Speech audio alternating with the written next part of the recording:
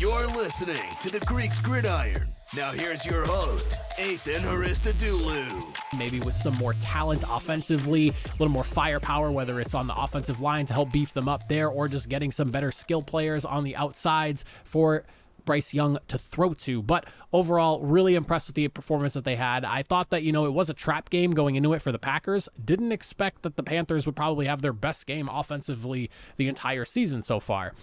At number 30, we're looking at the Arizona Cardinals. They drop a spot here for just a really tough loss to the Chicago Bears. Defense really gave them a tough time. And at this point, we're looking at the Cardinals as kind of a team that is just, trying to find what they can with this season, and it almost feels kind of like audition season for them right now. Who's going to make it in what's probably going to be a pretty turnover heavy offseason as far as the team's roster is concerned. I think we're going to see a lot of changes. We already kind of saw them going into the season, and it seems like we're going to see a lot more of that going in this year because there's not a lot of guys on the Arizona Cardinals that I'm sitting here hammering the table about that they have to stay there. Like, they have a few key guys that I really like over there, and even some guys that maybe have stood out this year, but this is definitely a season of turnover that we're probably going to get from the Arizona Cardinals. At number 29, the Patriots continuing to win games despite it honestly kind of feeling like it's going to hurt them in the long run, but here they are, 2-1 in their last 3. Got to give them some credit. They absolutely took it to the Broncos, and talk about weathering what became like a hurricane right off the bat. You have that crazy sack that Bailey Zappi got absolutely nailed on. Strip sack, fumble. You let the Broncos get the ball literally like at your goal line, but you hang tough. You don't let them get any points. Really poor decision making, in my opinion, on Sean Payton's part there, but it is what it is. It's in the past. But you get the job done. You're able to hold off a comeback attempt in the fourth quarter there by Denver, and ultimately you put the ball in the, legs of Chad Ryland, and despite having missed 2 field goals earlier in the game, was given the opportunity to win the game and make up for his couple of misses from earlier. That kind of puts you in that situation ultimately, but he got the job done. So hats off to the Patriots for that. Did not expect that victory on Christmas Eve, but here we are. Again, wild results every single week. Next 4 teams at number 28, I have the Chargers. At number 27, I have the Jets. At number 26, the Titans, and then the Giants dropping a spot down to number 25. So the Chargers, Jets, and Titans, none of them are moving this week. The Chargers, I got to give some credit, especially, firing of the head coach coming off of what was one of the worst performances in franchise history, where it felt like the team basically gave up on their head coach. You come in, you play the Bills extremely tough, and you took it all the way to the very end with them. Hats off to them for that performance. That was not a game I was expecting to turn out the way it did. I thought the Bills might have their way with the Chargers going into that one. So you do get some credit, hence why you don't move down. You just stay put where you are. Good effort there. The Jets, you could argue maybe they should be lower than the Chargers just based off their performance against what I consider now the worst team in the NFL. That's fair, but I will say that I do think the Chargers have at least been a better team than the Chargers have all season long, so I'm giving them a little bit more benefit of the doubt there, and I do like the Jets defense a lot more than I do the Chargers, which has been pretty bad all season. So Jets are still at number 27. They still got the victory as well, as while the Chargers lost, but I do think that this is a team that is just kind of finding, again, what they can, similar to like the Cardinals, but I do think they have a better roster than Arizona. Just kind of finding the good in what they can with the remainder of the season now that the playoff hopes are dashed. Aaron Rodgers is not coming back to play at all, and all yada, yada, yada, all that. I am very excited to see what the Jets' future holds, but as of right now, bottom tier team in the NFL with some bottom tier play at that. Number 26, the Tennessee Titans, and I've got to say, as somebody who is a Colts fan, watching Mike Vrabel coach his team to the very end, not allowing them to give up and just rallying his troops to fight tooth and nail in games that do not matter, has got to be one of the more fun things to watch. You go into that game against Seattle, you could basically just kind of roll over and take the L. There's nothing really to gain from winning other than just like, this is a man's game and we want to win. That's basically that's what I think of when I think of Mike Vrabel. It's like even if we're down and out, we're still fighting to the very finish, and I would not be surprised to see the same exact effort the next couple of weeks. That is a Mike Vrabel led team to a T. Hopefully DeAndre Hopkins is good. I'm curious to see what happens now with this loss here.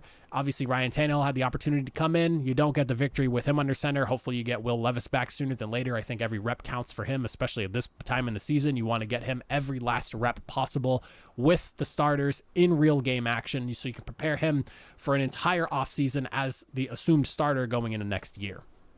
And at number 25, The New York Giants, the Tommy DeVito era, I think, has officially come to a close as he was benched in favor of Tyrod Taylor, who pretty crazy touchdown pass late in the game to close the gap. But while the Giants did keep the game close, I will say that it felt like that game was probably a little bit closer than it should have, in large part because the Eagles were kind of doing everything they could to keep the Giants in that game, it felt like, whether it was the collision on the kick return and at the start of the second half, the pick six from Jalen Hurts, which was a really nice jumped pass by Adoree Jackson. I will give him credit for that.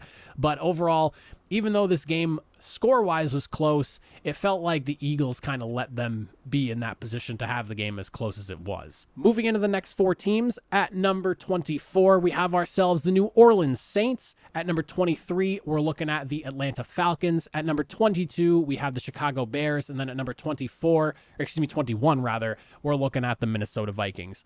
At number 24, the Saints. Listen, as I've been saying for quite a while now, offensive inconsistencies will continue to kill this team. If it's not at quarterback, it's at the wide receiver position.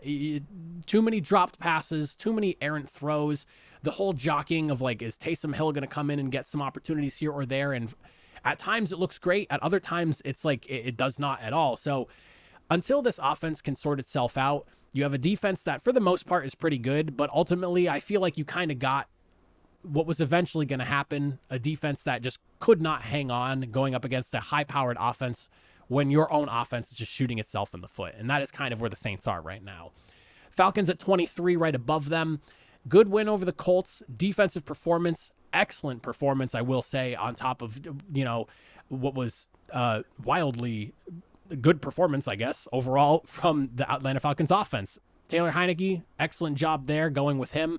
Not really sure what to make of the quarterback situation in Atlanta. I know they're still in the fight for the NFC South, as are the New Orleans Saints, but it feels like where the Bucs are in their current state, it feels like they're starting to kind of pull away with the division right now, and it's basically the Bucs division to lose at this point here. So while the Falcons and the Saints are still in it, I'm kind of expecting the Buccaneers to wrap up that division over the next couple of weeks. And listen, the Falcons, it kind of feels like they might be heading towards a potential coaching change. I'm not really sure where the organization is on Arthur Smith, but there's been a lot of fans shouting a lot of things about the usage of players on that team there, especially on the offensive side of the ball, and it kind of feels like we're heading for some change.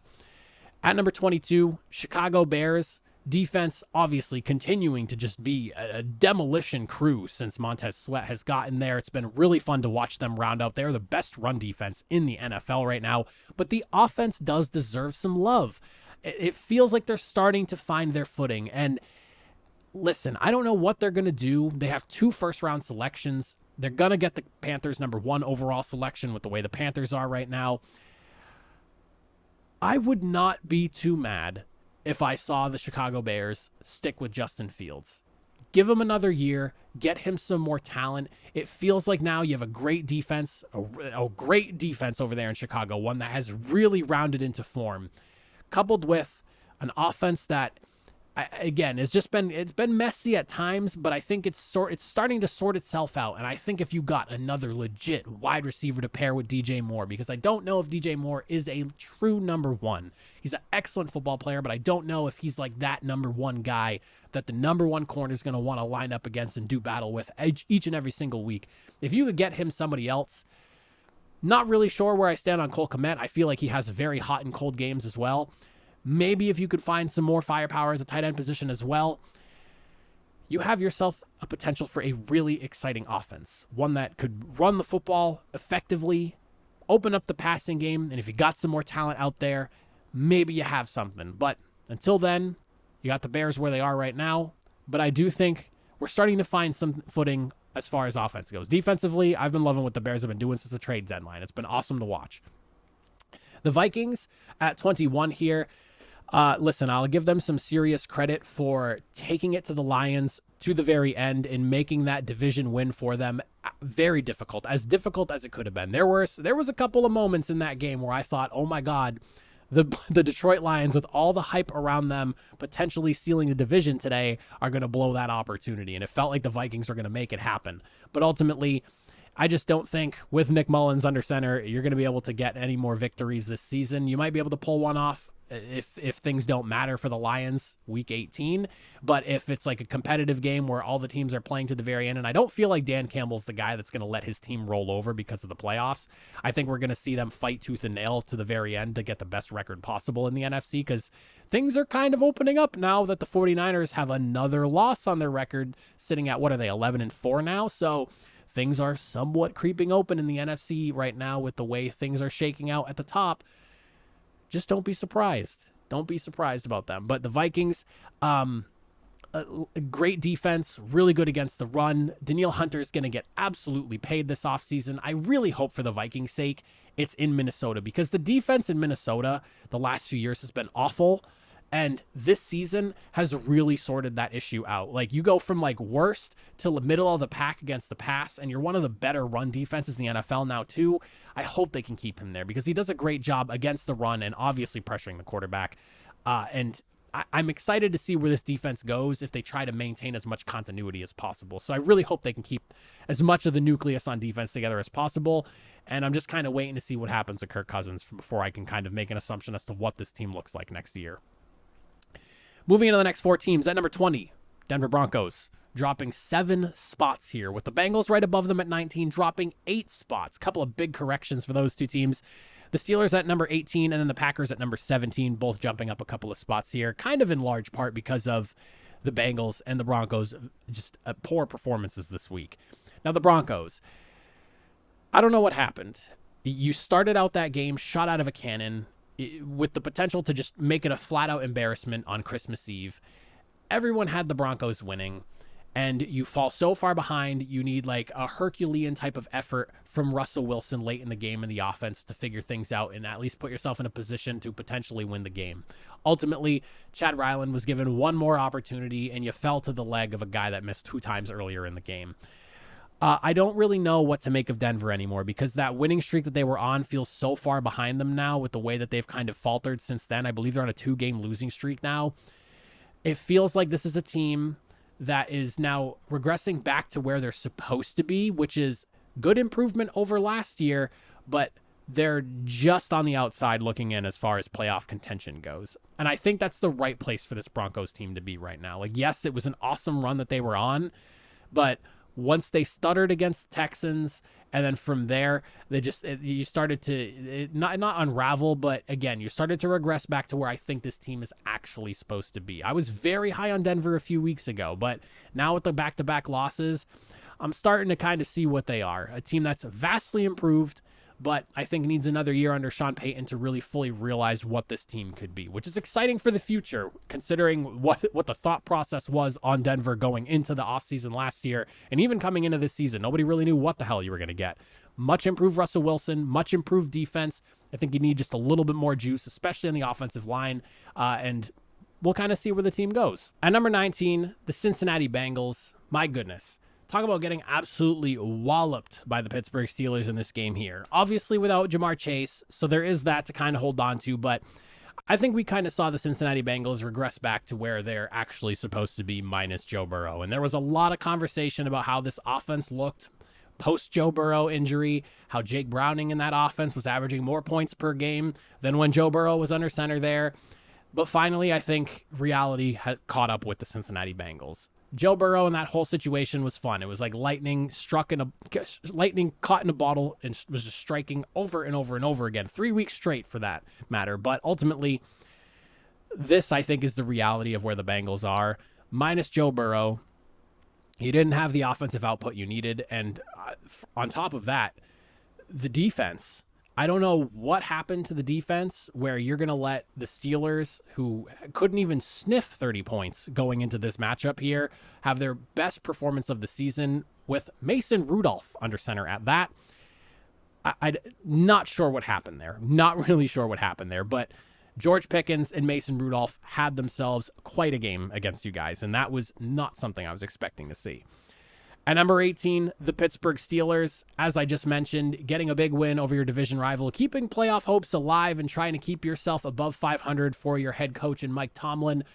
Listen, I did not give Mason Rudolph a single chance going into this game. It had been like 2 years since the last time he had saw a snap in a game as a starter. and I didn't know what to expect, but I did not expect it to be what we got. He fired that first touchdown pass to George Pickens, and that Steelers team just never looked back. And I've got to say, hats off to them. With all the drama surrounding this Pittsburgh team going into this matchup, and just like the drama that we were hearing about, like for that week, like leading into the game, I was a little worried of where that team was going to go. But Mike Tomlin, I got to give him credit for him to rally the team the way he did, to be able to, and it feels like that's something he's very good at doing in the face of adversity and struggling. He's able to rally the team to get them into a position to win games where it feels like they're down and out, and silence some of the noise at the very least to still put his team in positions to win. I've got to give him credit for that. I understand the offensive issues, and I know how some Steelers fans feel about him. Believe me, I understand. I get it. But I do have to give them some credit for the amount of noise that was going on surrounding that football team going into that game, for them to come in and just completely stomp out the little fire that the Bengals had going the last few weeks. I'll tip my cap to Mike Tomlin on that one. That was one hell of a performance from that team from top to bottom, offensively, defensively. You played a full, complete 60 minutes of football and absolutely spanked your division rival Bengals. At number 17, the Green Bay Packers. And listen, this is one that you're moving up more because the Broncos and the Bengals took a nosedive this past week, but I'll give credit where it's due. I called this game against the Panthers when I was making my predictions a trap game, and it was for good reason, because the defense in Green Bay has not been great, especially as of late. I really feel like they're starting to regress significantly, and you have a lot of good talent there, so I don't know what's going on. Before, it was just the offense with a really good defense, and then I feel like over time the defense has kind of regressed. Maybe it's injuries. I feel like the Packers are one of the more hurt teams in the NFL. Every week I look at their injury report, it feels like it's a mile long. So maybe that's what it is, and the season's just starting to catch up with them finally. But for them to let the Panthers offense come to life and have their best game of the season kind of fits the narrative of this defense maybe needs to see some adjustments going into this offseason. And I've seen the noise coming from Packers fans about their defensive coordinator and how things need to be changed over there. Believe me, I get it. You have the worst run, or one of the worst run defenses in the NFL. It feels like you're letting everyone run all over you. And even now against the pass, things are starting to look really bad. Like Bryce Young in that offense in Carolina has not even sniffed that type of performance all season long. Similar to the Steelers in their performance against the Bengals. You got that same effort from the Packers this week. So I'll keep them at 17 for right now. They're like on the cusp of playoff potential, in my opinion. There's a lot of things need to go their way between now and the end of week 18 for that to potentially happen and land a playoff berth. But they're a very young offense with an experienced defense full of some good players, but I think some scheming needs to be changed over there this offseason, and the injury bug has got to get sorted over there, because again, I feel like every week I look at the Packers injury report and it is so long and it's ridiculous week in and week out. And that's a trend I've been noticing for at least the last month, maybe even more, but that's just what I've been noticing. I'm curious what Packers fans have felt about that. Moving into the top half of the NFL, though, at number 16, the Jacksonville Jaguars dropping a couple of spots here. And if you want to throw them down even lower, honestly, I'm more than happy to hear your arguments, because it's probably fair. At number 15, Indianapolis Colts, they drop 3. The Raiders at number 14, jumping 9 spots here. We'll get into that in a second. And at number 13, the Seattle Seahawks going up 3 here. So the Jaguars dropping 2 more spots. They're on a 4-game losing streak right now. And honestly, if you think that they need to be lower because of this 4-game losing streak, because they're 8-7, but it is a bad 8-7, because they were 8-3 at one point and just have lost the last month. My biggest issue right now is the health of Trevor Lawrence. I feel like since the ankle injury, he has not been the same. And you've been seeing him airmail passes. He's not moving in the pocket as fluidly. There has just been a lot of issues with the offense since that high ankle sprain. And I don't think it's a coincidence that they are on this losing streak since that has happened. So let's just make sure that we take care of Trevor Lawrence. As somebody who has rooted for the Colts my entire life, I watched Andrew Luck get decimated by injuries and end up retiring early because of it. Let's not flirt with that same situation. I will bring this up every single time I see a quarterback playing hurt. Trevor Lawrence has 6 injuries right now, and I know that's hyperbole, but he has 6 injuries right now, it feels like. Let's let the guy get healthy. I think he needs next week off. If he wants to keep playing and keep toughing it out, okay, awesome. I respect the hell out of that. But at some point, someone needs to go, okay, we need to let our franchise quarterback, because that's what everyone assumes he is in Jacksonville, and I assume so as well, let's give your franchise quarterback maybe a week off. I understand playoffs are on the line right now, but with Trevor, what feels like the corpse of Trevor Lawrence right now, you're not winning a playoff game in this state. Absolutely not. You haven't won a football game in a month. So I know anything can happen come playoff time, but not with Trevor Lawrence in the health situation that he feels like he's in, which is like a crisis right now. At number 15, the Indianapolis Colts offense just flatlined against the Atlanta Falcons defense, man. That was not the performance I was expecting out of them. Really, really tough. But unfortunately, that's just kind of the reality of the Colts. I know they're sitting at 7 right now, and so they are in the playoff. They are in the playoff picture as of this moment for the AFC. But this feels like one that might end up slipping away from them just because of how logjammed the AFC is. And right now, listen, I was never too high on the idea of trying to make this playoff push anyways. Again, as a Colts fan, once you lost Anthony Richardson, I was fine with just tanking the season. But I've loved the fight. I've loved seeing everyone put on the performance that they've had. Minus Michael Pittman, though, this offense is clearly not the same. So he needs to be healthy and playing to really help them out. Like, obviously, Jonathan Taylor, talented running back, the running game, fantastic over there. But clearly, Michael Pittman missing one game and the offense kind of almost being put into park rather than neutral is definitely a bit of a concern, because if you lose Michael Pittman again, this offense is going nowhere. So Michael Pittman needs to be back. Defensively, has to tighten up. I feel like that's been a problem. Then to let the Atlanta Falcons have a game all over you, I mean, that's been the story of the Colts defense all year long. Like they're really good in statistics, like forcing turnovers and sacks and stuff like that. But yardage wise, they let teams move. Third down's not great. Like they let teams move, and they've just had a very opportunistic defense. So I'm getting into like Colts fan criticism here, but again, this is kind of where I have them right now. I don't quite know, even with them being in the playoff picture now, if they actually make it in the next couple of weeks, just because of where they are right now. And another one of those teams I think is kind of falling back to where they should actually be. At number 14, the Raiders. Let's talk about this. 9 spots moving up on the board. These players love their head coach. And I say head coach, not interim head coach, because at this point, Antonio Pierce has got to have won that job. If he is not the head coach going into next season and given an opportunity to get his guys in the building, build out a team, a roster, the way he wants to do it and the way he envisions it with a new GM, I don't know what you're doing.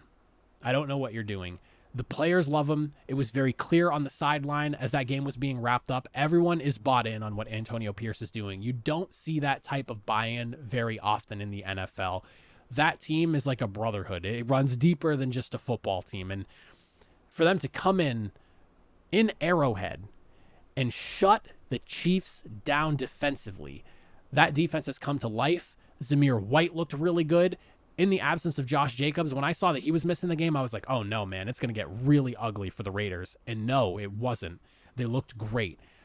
This is a dark horse playoff team that needs a lot to go their way, but I wouldn't be too shocked to see them win their final 2 games at the very least. And if cards fall their way, this Raiders team could very well find themselves as maybe the number 7 seed in the AFC playoffs. At number 13, the Seattle Seahawks. Big win last week, ugly win this week, but you toughed it out. And again, you're going up against a Titans team that will not roll over for anybody. So it's a Mike Vrabel-led team. They will fight you tooth and nail to the very finish line. You were on the ropes in that game. Offensively, I'm not quite sure what has happened to them. I feel like they've just kind of fallen off a cliff as of late, but I'm hoping it gets better over the next couple of weeks, especially because this is a team that has a legitimate shot at the playoffs right now. So my thought process was, once Kenneth Walker got back, because that was kind of what I was attributing some of the slowdown on offense was no Kenneth Walker. All right, so that would be like they need their running back. But even with him back in the fold, still kind of an issue. So hopefully they sort themselves out, but they're good enough defensively and their ceiling is high enough offensively when they're playing well that I think they're a playoff team and they're a threat in the NFC at the very least. So we'll see where things go, but I'm good with them at number 13 for right now. At number 12, we're looking at the Tampa Bay Buccaneers moving up 5 spots here on their winning streak.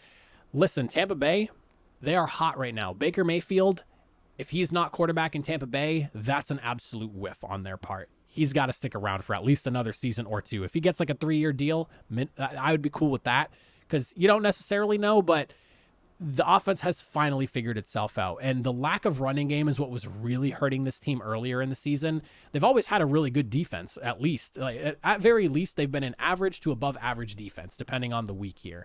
It was really just, there was no running game. The offense was very one-dimensional. It was just so reliant on them throwing the football. And the offensive line there definitely needs some work.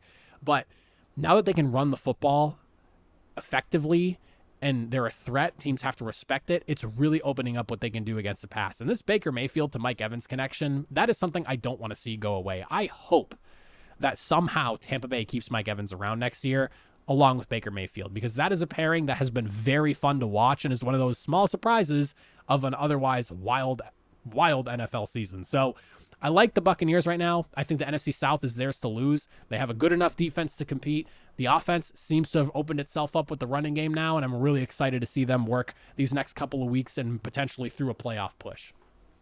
At number 11, the Houston Texans, only dropping a spot here. They won last week minus CJ Stroud, and then you at least hung in there with, and you have to consider Joe Flacco and Amari Cooper were absolutely torching, and you didn't get blown out worse than you did. So I'm going to give the Texans some credit. Minus your starting quarterback the last couple of weeks, you've gotten a win, and you've hung in there with a really good Cleveland Browns team, a team that has like come to life since Joe Flacco has, and we'll get to that in a second because that's something I really want to talk about. But yes, they're hanging in there. Now, the next couple of weeks are going to be key. They have got to win both games. They need some things to go their way. I'm kind of expecting maybe a bit of a collapse altogether if we're not already seeing it in Jacksonville. And I wouldn't be surprised to see the Colts maybe drop another game that they shouldn't drop, or they just end up dropping a game because it's going to be how things shake out. And the Houston Texans wind up winning this AFC South. I would be honestly kind of disappointed if they don't. I really think that the Texans right now are the best of the AFC South, and I'm kind of rooting for them. And I'm, a Colts fan here, rooting for the Texans to find their way into the playoffs as a AFC divisional team, because if they were able to lock in to, say, the 4 seed in the AFC, that would be huge for them.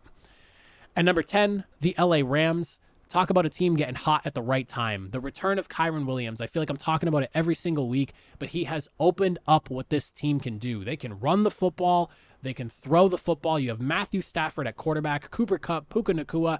Hell, even is it Demarcus Robinson? Talk about the game that he was having on Thursday night. I mean, you have a legit trio of wide receivers paired with a running back and a quarterback, an offensive line that I think is playing better than the sum of its parts, and a defense that's young, feisty. They do let things get by them at times. I feel like, I do feel like the defense at times makes mistakes, but again, they're a really young group, but they still have some good anchors there.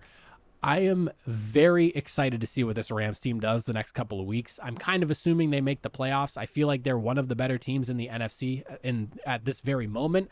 Record may not necessarily show it, but they're one of those teams that I feel like are getting hot at the right time, and they're not necessarily the team you want to wind up playing if you don't have all your ducks in a row come playoff time.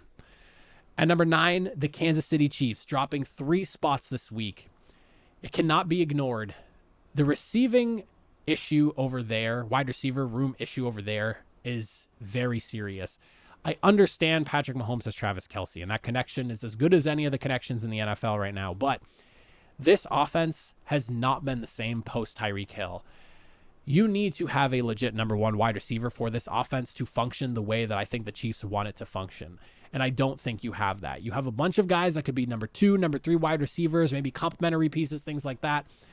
They've got to get that sorted out. On top of that, the offensive line struggled so much against the Raiders. I felt like when you see Patrick Mahomes rushing for like 10 plus times a game or close to it at the very least, I don't remember what the final rushing number was, but I saw he had at least 7 rushes at one point late in the game.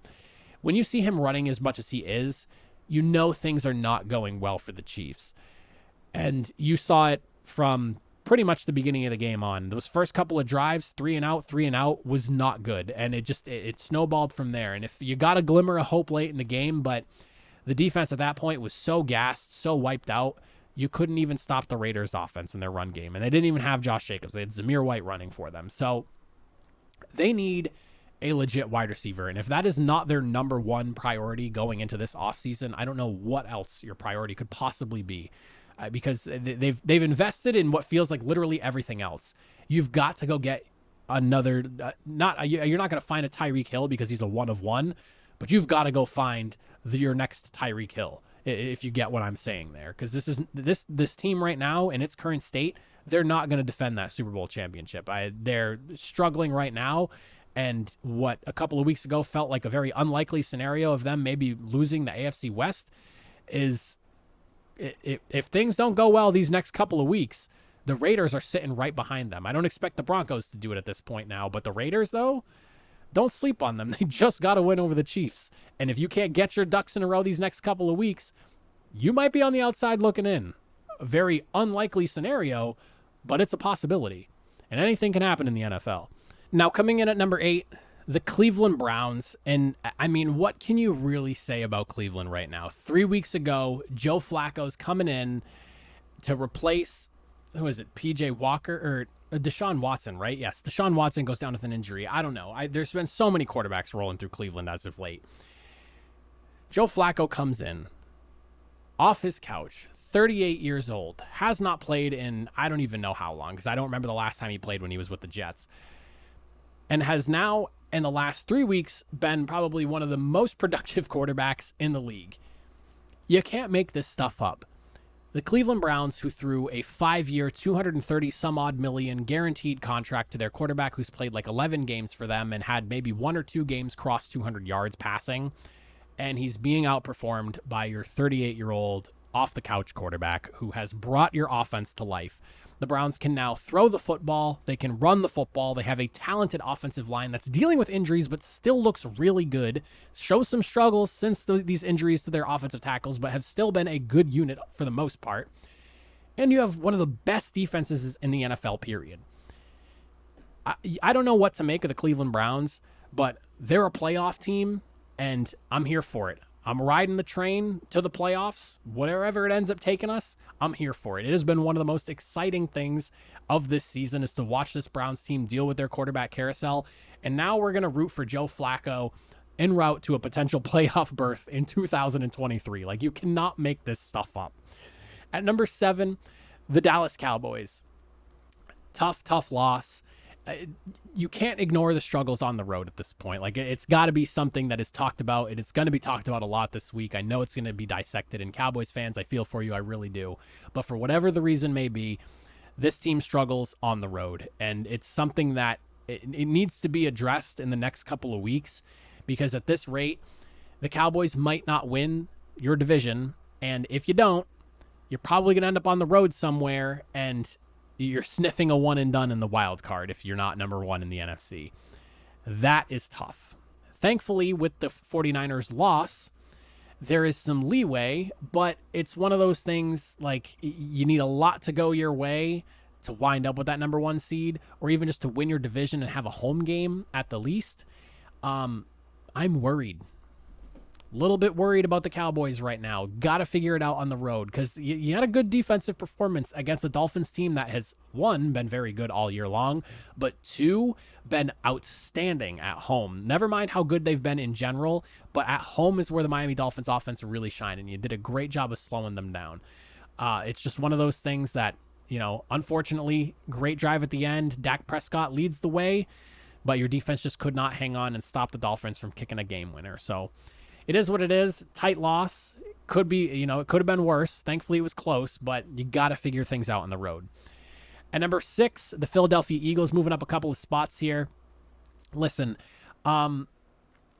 you've got to stop shooting yourself in the foot. That's the best way I can put it. If the Eagles cannot stop doing that, they're not going to make it out of the first round of the playoffs. And I cannot stress that enough. And maybe you get the bye with the 49ers loss now. There's a good potential for that. But at this rate, you can't be making these mistakes. Not against some of the playoff contenders. Like, thank goodness you were playing the New York Giants, because if you are watching your return team smash into each other for a fumble or throwing a pick six, whatever the situation may be, just some of the boneheaded mistakes I felt like I was watching from this Eagles team that honestly should have routed the Giants, considering they were benching a quarterback and bringing in Tyrod Taylor. Between that and just how the defense has been letting things get by them as of late, some serious things that need to be worked on.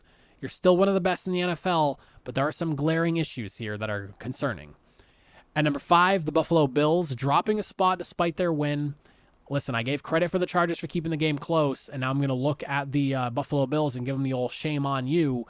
You should not have let the Chargers hang around like you should have in that game. Whether it was looking past your opponent, whatever the whole thing may be, that is not what should have, that's not the final score of that game. That should not have been the final score. Not in the slightest. You should have won by at least 2 scores, at the very least. With the state that the Chargers are in and how poor that defense has been, I have a hard time believing that a head coaching change is ultimately what's going to flip the Chargers defense around and make them one of the better units in the NFL. And this is an offense that's been rolling since the firing of Ken Dorsey. So I'm going to go with it was maybe just looking a little bit ahead. You do have a pretty important game coming up against your rival Miami Dolphins in a few weeks, so there is that. But very surprised at the performance in that game. Glad they got the win for the Bills' sake. You're back in the playoff picture now. Big win. I believe you're a number 6 seed at this moment, so good for Buffalo. But be careful just looking ahead. You'll get caught slipping, and you're lucky that the Chargers didn't get it done on you. And then to wrap things up, at number 4, the Detroit Lions. At number 3, we have the Miami Dolphins staying put where they are. At number 2, the 49ers dropping from their throne. And at number 1, the Baltimore Ravens taking that throne. So the Detroit Lions at number 4. You win the NFC North for the first time in franchise history, and you win a division for the first time in like 30 some odd years. Round of applause, Lions fans. You deserve it. Well earned. Congratulations. Little bit scary. Like I mentioned when we were talking the Vikings, there were moments in that game where I was a little bit concerned that the Lions might blow that opportunity to seal that division this week. You got the job done, though. At this point, there is a piece of me that is maybe just hanging on to the Detroit Lions of old, and I'm worried that what I'm seeing ends up being just a big facade, but I am buying into the Lions as a legit playoff contender, as a legit contender in the NFC. I have them at number 4. Maybe it's just the Ethan in me that grew up watching the Lions lose a lot. There is a piece of me that's unsure, but here I am putting them at number 4, so that's got to count for something, I guess. At number 3, the Miami Dolphins. You come in against a good Dallas Cowboys team. Defense obviously gave you some fits. I would have expected them to run the football a little bit more effectively in that game here. Hopefully Jalen Waddle's okay. There was also that injury as well. That was a bit concerning. But the Miami Dolphins are legit. They are as legit as they come at this point, and they have a shot at potentially stealing the AFC's number 1 seed from the Ravens next week, coming off the heels of a really big win. Unfortunately, the Ravens are going to be coming in with a tidal wave of momentum themselves. Tall task to go up against what is considered the best team in the NFL right now, but the Miami Dolphins are legit. Absolutely. From offense to defense, they can slow teams down. I think this defense is really rounded out during the back half of the season. The return of Jalen Ramsey was huge for, I guess, addition because he hadn't played for you in the season yet. The addition of Jalen Ramsey was huge for the team, and I think it's really helped turn this defense around and really bring some serious intensity. You have a lot to like about what's going on in Miami right now, and they're legit. They're as legit as they come, in my opinion. At number 2, the 49ers. Listen, 4 interceptions from Brock Purdy. Man, you've got to be concerned. You've got to be concerned.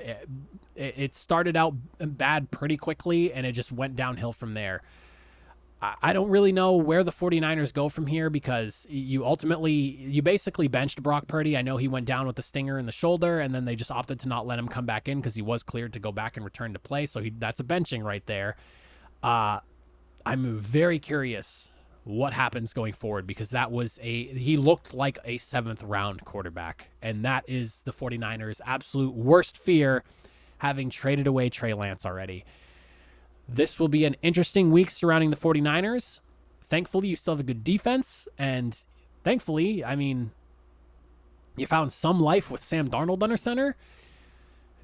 Do we see Sam Darnold next week? I don't know. It seems like Kyle Shanahan is not afraid to plug in whatever quarterback he needs to get the best results he thinks is possible. My goodness, though, that was not the performance I was expecting offensively. And then at number 1, the Baltimore Ravens. Listen, that defense is as good as advertised, if not better. They are incredible, and I cannot stress enough just how complete this Ravens team is from top to bottom. I think a concern that I've brought up, and it might be starting to rear its head again with the 49ers, is depth. The Ravens have it and then some, because they've been battle tested with injuries all season long, and they've kept losing guys and just continue to roll.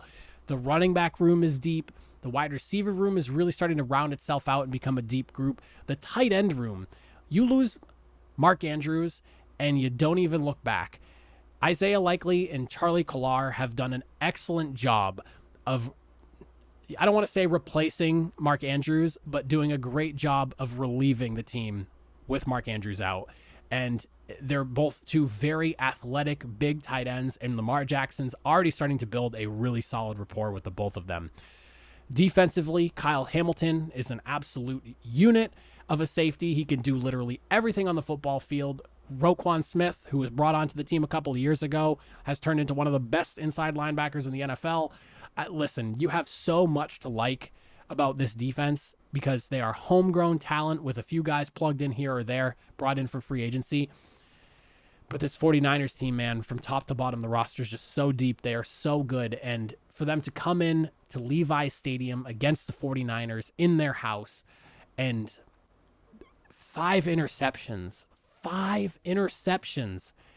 What is all I've got to say to that? They are the best team in the NFL right now. Ravens fans, I have been hearing you for a while, and I told you this was the game to make to make my decision for me. And the Ravens did just that. Number 1 in the NFL, in my opinion. And those are my rankings from worst to first going into week number 17. Let me know in the comment section your thoughts. Let me hear your power rankings. All of that would love to discuss, but that is it for me.